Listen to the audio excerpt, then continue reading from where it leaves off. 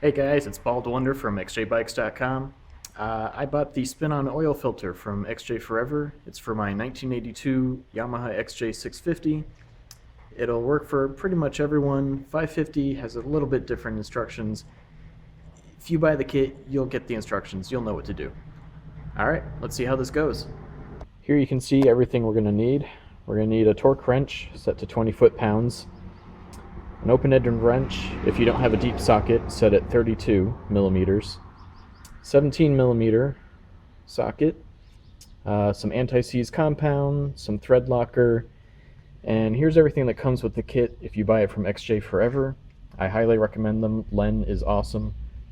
This is the adapter plate. This is what you'll actually screw your oil filter onto once you're done. This is the stud, the threaded stud that it'll actually go onto. Here's your special tool in order to then put it onto the engine. And this is the retaining nut. Alright, so first things first, you're going to want to drain the oil. You don't have to, but it'll make it a lot easier. And if you're doing this in the spring like I am, it's going to be time for a new oil change anyway. I've already gone ahead and opened up. You can see down here is where the nut was. I'm going to go ahead and put it back in now because I've already let it drain out.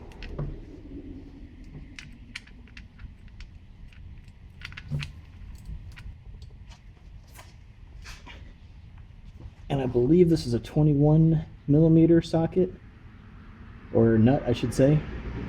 I don't actually know because I don't have one, so I'm just using a 3/4. Shouldn't be too bad because I'm not going to over tighten it anyway. Really should only be about, well, a little more than hand tight. There. Next thing you want to do is actually take off the old oil filter. This is where your 17-inch nut or socket comes into place. Alright, first crack.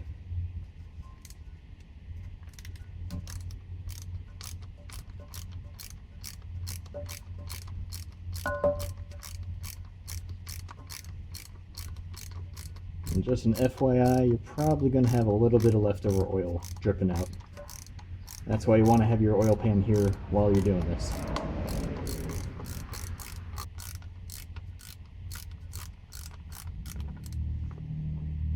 Okay, there you go. You can just set that aside now. For the most part, you shouldn't need those ever again, but don't throw them out. I mean, people always need spare parts, and if there's any failures, you can always revert back. I'm going to go ahead and clean out as much of that oil as I can, because we're going to be threading that stud into there, and we're going to put the thread compound on there as well. And I figure it'll just give a better seal this way. Okay, next, this is our stud. We're going to be putting it into that hole, but first we're going to have to put some of the thread locker on it. You want it on this end, not on this end, because that's where our tool's going to go.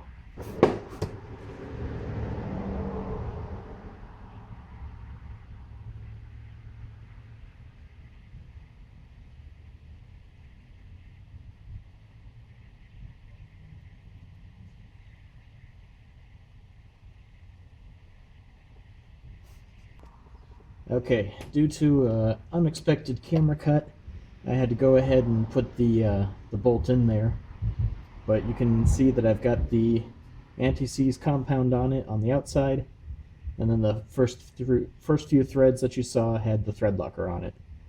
I went ahead and tightened that up with the torque wrench. It's at 20 foot-pounds. That's the tool in there. And just to demonstrate that we're at the correct torque, there's that happy little click. Okay, next we're going to start putting the plate on. Before that, what we want to do is we'll take this little rubber gasket, comes with the plate, and we just want to get it covered in some oil first. I'm just going to use the old oil that we have here, because that's going to be a lot easier to put on. Just getting a nice little coat around the whole thing. And I'm going to put it back in. Now, if you can't read English, then you're in trouble. But that says engine side. So you put it on like so.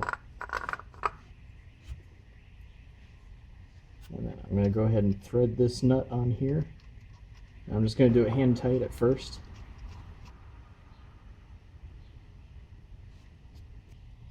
Now next step, this is where you're going to want your 30mm socket, and it should be fairly deep enough to get over this stud.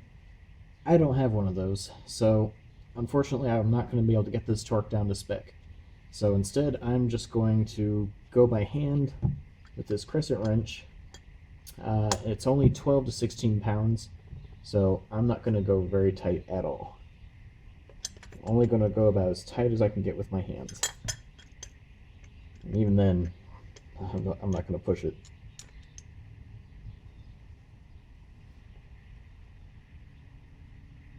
There, that's good enough for me. Now for the final step, we're going to take the oil filter, well, final two steps. Put some oil on the gasket, just like a proper oil change.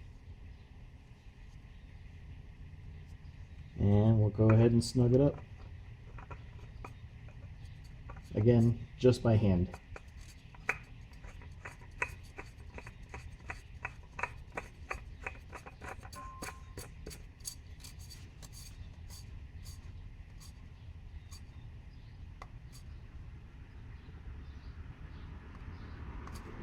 And there you have it.